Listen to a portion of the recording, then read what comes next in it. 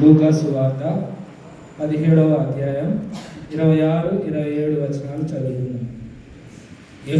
నోవాహు దినములలో జరిగినట్టు మనుష్య కుమారు దినములలో జరుగును. నోవాహు ఓడలోనికి వెళ్ళిన దినము వరకు జనులు తినుచు త్రాగుచు పెళ్ళాడుచు పెళ్లికి ఇయ్యబడుచు నుండిరి. అంతలో జల ప్రళయం వచ్చి వారినందరినీ నాశనము చేసెను. దేవుడు కొద్ది వాక్యాన్ని మనందరిలో దీవించి ఆశీర్వదించును గాక. కొనసాగుదాం. దేవానికి స్తోత్రములు, దేవానికి కృతజ్ఞతలు. పగటి వేళ తోడుగా ఉన్న దేవా, రాత్రి వేళ కూడా మీరు మాకు తోడుగా ఉండండి అయ్యా. నీ తోడు లేనిదే, సన్నిధి లేనిదే మేము బ్రతకలేము. మేమందరం నీ ద్వారా, నీ కృప ద్వారానే మేము బ్రతుకుతున్నాము దేవా. నీ కృతజ్ఞతలని దేవునికి ఎంతగానో కృతజ్ఞతాస్తుతులు చెల్లిస్తూ దేవాది దేవుణ్ణి ఆరాధించొచ్చు, దేవాది దేవుని కొనియాడుతూ ఆయన బిడ్డలుగా ఆయన సాక్షి స్తోత్రములు. దేవానికే కృతజ్ఞతలు ప్రభా. మేమెంతగానో తరపు స్తుతించాం, సవాక్యం వినబోతూ ఉన్నాం. మీ దాసుని శిలువ సాక్షి మరుగుపరుచుకొని మాకు కావలసిన శ్రేష్టమైన వర్తమానములు ప్రసాదించి మీరు మాతో మాట్లాడి మహిమ పొందండి. మీరు మాతో మాట్లాడి స్థిరపరచండి. మీరు మాతో మాట్లాడి నీ తైలాభిషేకం దైవాభిషేకంతో నింపి పంపులు దేవాని ప్రతి ఒక్కరు ప్రార్థిస్తూ ప్రభువును స్తుతిస్తూ ముందుకు మనం కొనసాగుదాం. దేవానికి స్తోత్రాలు. మానవ వేదనలు, బాధలు, రోగములు, సమస్యలు నామకాన్ని బట్టి, మంచి మనసును బట్టి నీకే వందనాలు దేవా, కృతజ్ఞతలు. ఎన్ని స్తుతులు చెల్లించిన తక్కువ ప్రభువా, నీకే వందనాలు నాయనా, స్తుతి ప్రభువా, నీకే ఘనతనైనా. ఈ సమయంలో వాక్యం వినబోతున్న సదవడగించకుండా ఈ ప్రాంతంలో సాధనలైన కార్యములు, దైవ కార్యములు, ఉన్నతమైన కార్యములు మీరు జరిగించి నీ ఆత్మతో నింపండి. ఓ పరిశుద్ధాత్మ దేవానికి స్తోత్రాలు. మా మధ్య సదరిస్తున్న దేవానికి స్తోత్రాలు. యేసు నీకే వందనాలు నాయనా, నీకే కృతజ్ఞతలని దేవునికి ఎంతగానో కృతజ్ఞత చెల్లిస్తూ దేవాది దేవుని మహిమపరుస్తూ ఆయన ఆరాధికులుగా, ఆయన బిడ్డలుగా, ఆయన సాక్షిగా, ఆయన యొక్క రాయభారిగా మనమందరము ముందు కొనసాగుదాం. ప్రార్థిస్తూ ఉండగా ప్రార్థించుకుందాం. దేవానికే స్తోత్రములు, కృతజ్ఞతలు. ప్రార్థిస్తూ ఉండగా ప్రార్థన. సకల ఆశీర్వాదములకు కారణభూతుడమైన మా యేసయ్యానికే స్తోత్రములు దేవా. ఇంతవరకు దాన్ని ప్రస్తుతించాం. సవాక్యం వినబోతుండగా మీ దాసులు శిలువ సాక్షి మరుగుపరుచుకొని మాకు కావాల్సిన శ్రేష్టమైన వర్తమానములు మీరు మాకు సంఘ కాపురైన ప్రభుదాసాయి గారికి, మరి ఇక్కడ ఉన్నటువంటి ఆయన కుటుంబానికి, మీకందరికీ నా హృదయపూర్వక వందనాలు తెలియజేస్తున్నాను. మరి ఈ సమయాన్ని మీరు నాకు ఇచ్చినందుకు నేను ఎంతగానో సంతోషిస్తున్నాను. మరి ఈ సమయంలో నాకు 20 నిమిషాలు ఇచ్చారు. ఈ 20 నిమిషాల్లో మరి క్లుప్తంగా పరిశుద్ధ గ్రంథంలో నుండి మనము ధ్యానం చేసుకుందాం. చదవబడిన లేఖన భాగం లూకా సువార్త 17వ అధ్యాయము 26-27 వచనాలు. నోవాహు దినములలో జరిగినట్లు మనుష్య కుమార్ దినములలోనూ జరుగును. నోవాహు ఓడలోనికి వెళ్ళిన దినం వరకు జనులు తినుచు త్రాగుచు పెళ్ళాడుచు పెళ్లికి ఇయ్యబడుచు నుండిరి. అంతలో జలప్రళయం వచ్చి వారందరినీ నాశనము చేశాను. జాగ్రత్తగా ఈ మాటలు మనము వినాలి. చాలామంది దైవజనులు ఇదే వాక్యాన్ని మనకు వినిపించి ఉంటారు. నిజంగా వాక్యము మనకు ఎన్నిసార్లు చెప్పినా మరి అది కొత్తగానే మనకు కనిపిస్తూ ఉంటుంది. అది దేవుని యొక్క వాక్యం యొక్క శక్తి అది. కాబట్టి మరి ఈరోజు దేవుడు మనతో ఏం మాట్లాడుతున్నాడో మరి ఆ విషయాలను కూడా మనము జ్ఞాపకం చేసుకుందాం. ప్రభునందు ప్రియులారా, ఈ లేఖన భాగము పాత నిబంధన గ్రంథంలో మనం చూస్తాం. నోవాహు నిర్మించినటువంటి ఓడ రక్షణ మార్గమును చూపించుచున్నది. నోవాహు నిర్మించినటువంటి ఓడ రక్షణ మార్గాన్ని చూపిస్తూ ఉంది. అంతేకాకుండా ఓడ క్రీస్తునకును, సంఘమునకును, ఇశ్రాయేలునకును సాదృశ్యంగా కూడా ఉన్నది ఈ ఓడ ప్రియులారా.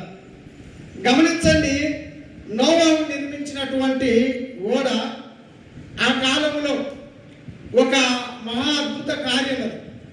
ఆ రోజుల్లో నోవాహు నిర్మించినటువంటి ఓడ చాలా అద్భుతమైనటువంటి కార్యం. ఎలా అద్భుతమైన కార్యం అంటే అది సాహసముతో చేసినటువంటి కార్యం.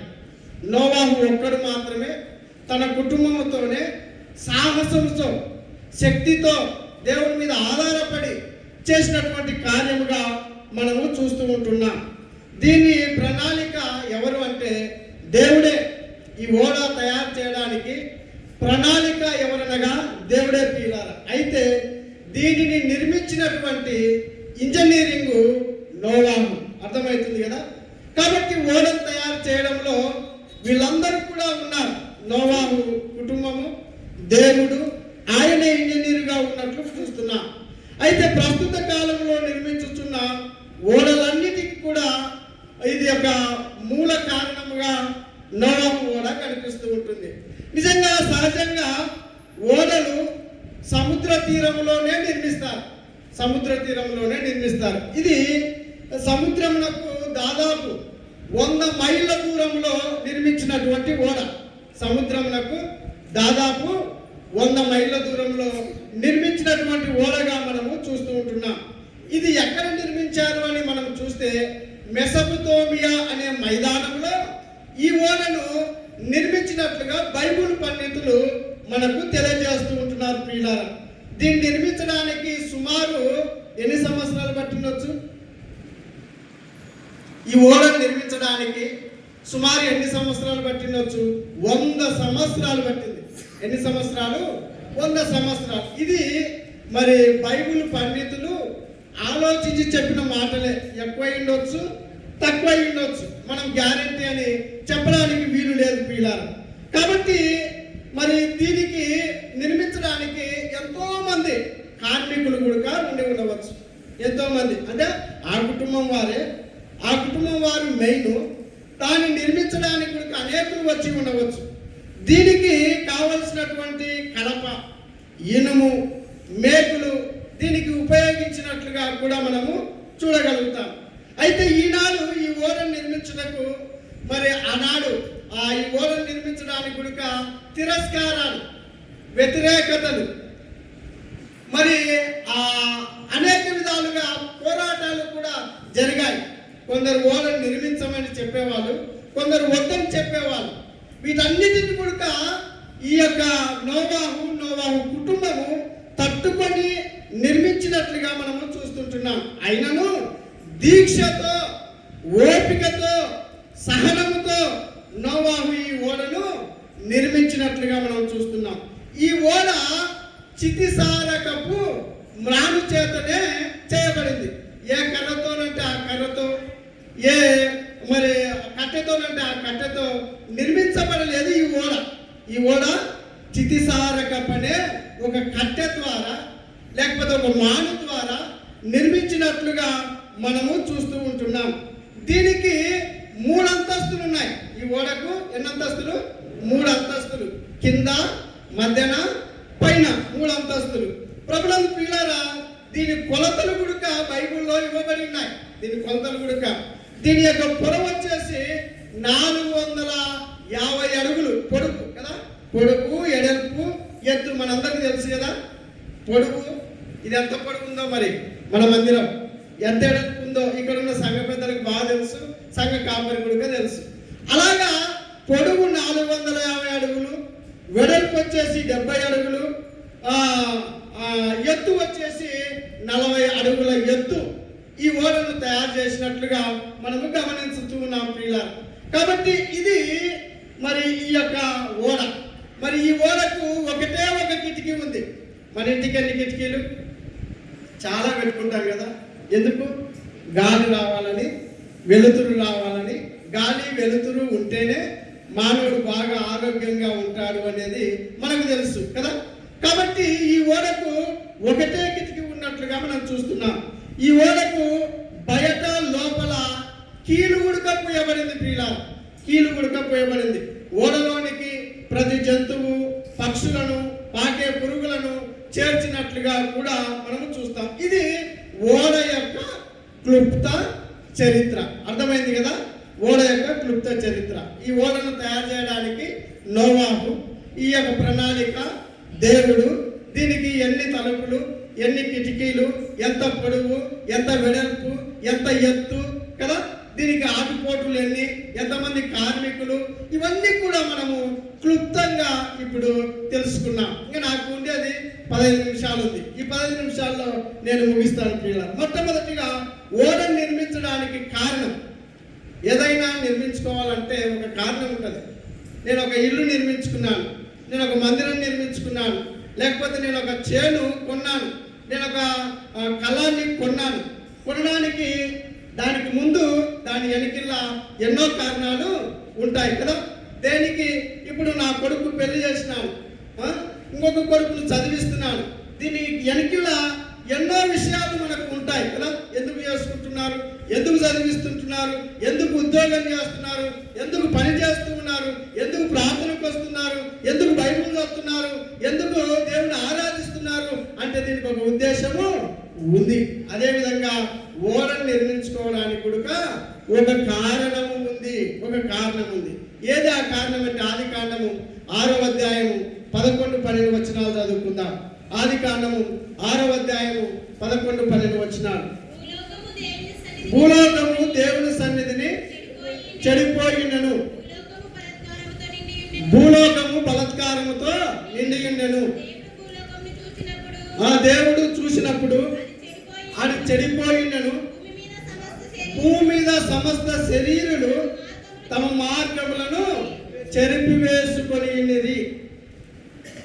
అర్థమైంది కదా దేవుడు ఓడను ఎందుకు తయారు చేసుకోమన్నాడో నోవాహును ఈ లేఖనాల ద్వారా మనకు అర్థమైనది. చాలా ఉన్నాయి లేఖనాలు. ఇంకా 5-6 వచనాల్లో కూడా 6వ అధ్యాయం 5-6 వచనాల్లో కూడా ఉంది. నరుల చెడుతనము భూమి మీద గొప్పదనియు, వారి యొక్క హృదయం యొక్క తలంపులోని ఊహ అంతా కూడా కేవలము చెడ్డదనియు చూసినట్లుగా మనం చూస్తున్నాం. దీనికి కారణము నోవాహు ఓడను తయారు చేయడానికి. కాబట్టి ప్రభుత్వం పిల్లారా, భూమి మీద మానవులు విస్తరించారు, భూమి మీద మానవులు విస్తరించారు నోవాహు కాలంలో. అందుకే మీరు ఫలించి అభివృద్ధి పొంది భూమిని నిండించి ఏం చేయాలో విస్తరించండి అని కూడా చెప్పాడు ఆయన. సరే విస్తరించారు. అదేవిధంగా పాపం కూడా ఏమైంది, విస్తరించింది. మనుషులు ఏ విధంగా భూమి మీద విస్తరించబడ్డారో అదేవిధంగా పాపం కూడా మనుషులు పాపం కూడా విస్తరించినట్లుగా మనము చూస్తూ ఉంటున్నాం ప్రియులారా. అయినను వారి దినములు మరి 120 ఏళ్ళ వరకు బ్రతుకుతారని కూడా దేవుని వాక్యము చెప్తూ ఉంది. విస్తరించిన ఇప్పుడు ఆ కాలంలో చాలా వందల సంవత్సరాలు బ్రతికారు. ఒక ఆయన బ్రతికాడు, మెతూషెల అనేటటువంటి ఆయన. ఎన్ని వందల సంవత్సరాలు? 965 సంవత్సరాలు. మనం ఇప్పుడు ఎన్ని సంవత్సరాలు బతుకుతాం? మహా అంటే 70 లేక 80. ఆ తర్వాత బతికినా కట్టబట్టుకొని వేరే వాళ్ళ ఆసన తీసుకొని ఆయాసతో ప్రయాసతో కదా ఇతరుల మీద ఆధారపడి బ్రతకవలసిన పరిస్థితి ఉండదు పిల్లలు. కాబట్టి ఇలాగా మరి ఆదాము ద్వారా కలిగిన సంతానము ఎంతో శీఘ్రముగా భూమి మీద విస్తరించినట్లుగా చూస్తున్నాం. జనాభా బహుగా విస్తరించింది. దాంతో పాటు వారి పాపము కూడా విస్తరించింది. వారి చరిత్రము కూడా గొప్పది. దాన్ని ఇంగ్లీష్లో ఏమంటారంటే గ్రేట్, అంటే అంతగా విస్తరించారు అని. నరుల కుమారులుగా కయ్యూను సంతానాన్ని మనం చూస్తాం. దేవుని కుమారులుగా సేతు సంతానాన్ని మనము చూస్తాం. అనగా మరి విశ్వాసులు అవిశ్వాసులు మరి అక్రమైన వివాహాలు వలనే జల ప్రళయమునకు మూల కారణము. దయచేసి మీరు గమనించండి, విశ్వాసులను విశ్వాసులకే జత చేయడము మంచిది.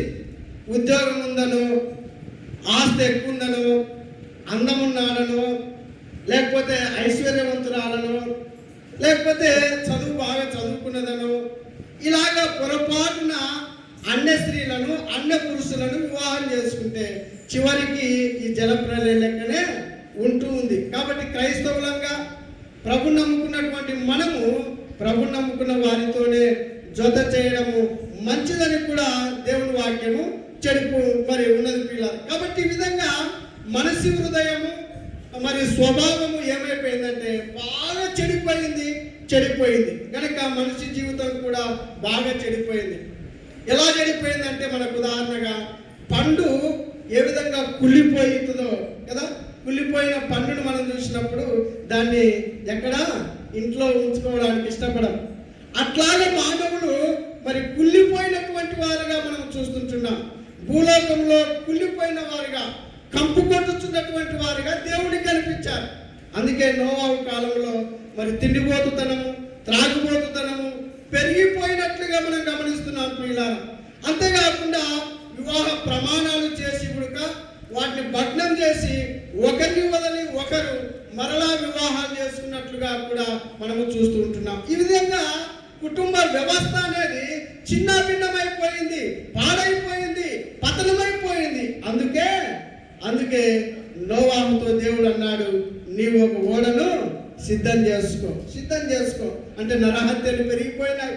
మాటలతో వివరింపలేని కానంతగా పాపాలు, దౌర్జన్యాలు, అన్యాయము, అక్రమము, త్రాగుడు, నరహత్యలు, వ్యభిచారాలు ఇలా ఎంతో ఎక్కువైనట్లుగా మనము చూస్తూ ఉంటున్నాం. అందుకే దేవుని వాక్యం ఏం చెప్తుందంటే, పాపము వలన వచ్చు జీతము మరణము, దురాశ గర్భం ధరించగా పాపము పరిపక్వమై ఏం కంటుంది?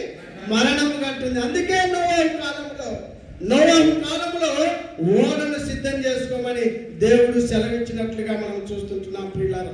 కాబట్టి దేవుడు నోవాహుతో అంటున్నాడు, సమస్త శరీరం మూలంగా భూమి బలాత్కారంతో నిండినది గనక నా సన్నిధిని వారిని అంతము వచ్చి ఉన్నది, ఇదిగో వారిని భూమితో కూడా నాశనము చేయుదును. కాబట్టి నీవు నాకు నీతిమంతుడుగా కనబడుతున్నావు, నీవు మాత్రము ఓడను సిద్ధం చేసుకోమని దేవుడే నోవాహుతో చెప్తూ ఉన్నాడు ప్రియులారా. కాబట్టి గమనించండి, ఆలోచించండి. కాబట్టి నరులు మరి ఈ విధంగా చెడిపోయిన వారిగా మనం చూస్తున్నాం. అనగా వారి పాపములకు, అక్రమ జీవితములకు దేవుడు వారిని విడిచిపెట్టినట్లుగా మనం చూస్తుంటున్నాం. వారి మనస్సాక్షి మరి వాతవేయబడ్డదిగా మనం చూస్తున్నాం. దేవుని ఆత్మను వాళ్ళు ఎదిరించిన వారిగా చూస్తుంటున్నాం. దేవుని భయం పూర్తిగా వారికి లేకుండా పోయింది ప్రియులారా. సమాజ భయము బొత్తిగా లేకుండా పోయింది. కారణము అందరూ దేవునికి విరోధంగా జీవించుతున్నారు. అందుకోసమే నోవాహును దేవుడు ఏం చెప్పాడు? ఓడ తయారు చేసుకున్నాయినా, నీవు నాకు నీతిమంతుడిగా కనబడుతున్నావు, నీ కుటుంబాన్ని నేను రక్షించడానికి నేను తీర్మానం చేసుకున్నా, కాబట్టి నీ ఓడను తయారు చేసుకో. అది నువ్వు చెప్పినట్లు కాదు, నేను చెప్పినట్లే చేయాలి. ఏ కర్ర వాడాలో అదే కర్ర వాడాలా, ఎంత పొడుగు ఉండాలో అంతే పొడుగు ఉండాలా, ఎంత ఎడల్పు ఉండాలో అంతే వెడల్పు ఉండాలా, ఎంత ఎత్తుండాలో అంతే ఎత్తుండాలా. ఇదే కీలు ఉయ్యాలా. నేనేమేమి చేర్చుకోమన్నాను ఓడలో అవన్నీ చేర్చుకోవాలని చెప్తున్నారు. ప్రభుత్వం పిల్లారా గమనించండి, లోకమంతయు దేవునికి ప్రతికూలంగా ఉండగా నోవాహు ఒక్కడే దేవునికి అనుకూలంగా ఉన్నాడు. లోకమంతా. కాబట్టి యేసు ప్రభు అని నోటితో ఒప్పుకొని యేసుక్రీస్తు ప్రభు అని హృదయంలో విశ్వసించినటువంటి మనము లోకమంతా కూడా దేవునికి విరోధంగా ఉంటే నోవాహు వలె మనం కూడా దేవునికి ఏమై ఉండాలి? అనుకూలంగా ఉండాలి, నీతిమంతులంగా ఉండాలి ప్రియులారా. అయ్యో లోకమంతా అట్లా పోతున్నారు, నేను కూడా అలాగ పోవడము మంచిదేమో అనుకుంటే నోవాహు కాలంలో జల ప్రళయంలో మనుషులు నీటిలో మునిగి ఎలాగ చచ్చి తేలారో అదేవిధంగా నరకంలో మనం కూడా తేలవలసిన పరిస్థితి ఉన్నది పిల్లారా. లోకమంతా దేవునికి వ్యతిరేకంగా నడుచుచుండగా నోవాహు ఒక్కడే దేవునితో నడుచుచుండెను పిల్లారా. లోకమంతా దేవునికి సంతాపము కలిగించగా నోవాహు ఒక్కడే దేవుడికి సంతోషాన్ని కలిగించినట్లుగా మనం చూస్తున్నాం. లోకమంతా దేవుని ఉగ్రతకు గురి కాగా నోవాహు ఒక్కడే దేవుని కృపను పొందినట్లుగా మనం చూస్తున్నాం. నోవాహు ఒక్కడే తన తరములో నీతిమంతుడు, నిందారహితుడు, దేవునితో నడిచిన వాడుగా ఉన్నాడు. నీవు నేను కూడా నోవాహు లాంటి జీవితాన్ని జీవించాలని దేవుని వాక్యం మనకు సెలవిస్తూ ఉంటున్నది. దేవుడి వాక్యాన్ని దీవించి ఆశీర్వదించుగాక. ఆమేన్. Thank you. క్రీస్తునందు ప్రేమైన దేవుని బిడ్డలారా, ఇంతవరకు శ్రేష్టము జీవించున్నట్లుగా బ్రతుకున్నట్లుగా ప్రభు సన్నిధిలో మనం ప్రార్థన చేసుకుందాం. అందరము తరలు నుంచి ఉండగా ప్రార్థన చేసుకుందాం. దేవానికి స్తోత్రములు నాయన. పిలుస్తుండగా మన మధ్యలో ఉన్న ప్రారంభం చేసుకుందాం. స్థితికి కారణముదరగు దేవా, నిన్న నెడిగా మమ్మల్ని ఏకరీతిగా పరిపాలిస్తున్న ప్రియాపరులకు రాజాని బోధనలు స్వస్థం తండ్రి, స్వస్థం తండ్రి, స్వస్థం తండ్రి. అవునైనా నీ దాసుతో మాట్లాడిన ప్రతి మాట మా రుద్దించుకుని భాగ్యం చేసి ప్రార్థిస్తున్నాం తండ్రి. ఆ వ్యర్థంగా కూడా మా పట్టభూషణం ధరించుకొని ప్రతి నిజం నెమ్మది వేసుకొని చదివే భాగ్యం, వినే భాగ్యం చేసి ప్రార్థిస్తున్నాం తండ్రి. అవునైనా ఆ కాలంలో నోహాబు ఎలాగా ప్రయాసపడి ఓడను కట్టాడు ప్రభా, నోహాబు కట్టాడు ప్రభా. ఆ రీతిగా నువ్వు నీ దాసుడు నీతో నడిపించుకున్న విధానం బట్టి వందనాలు. చూస్తున్నాం తండ్రి. విన్న వాక్యం వ్యర్థంగా మన హృదయంలో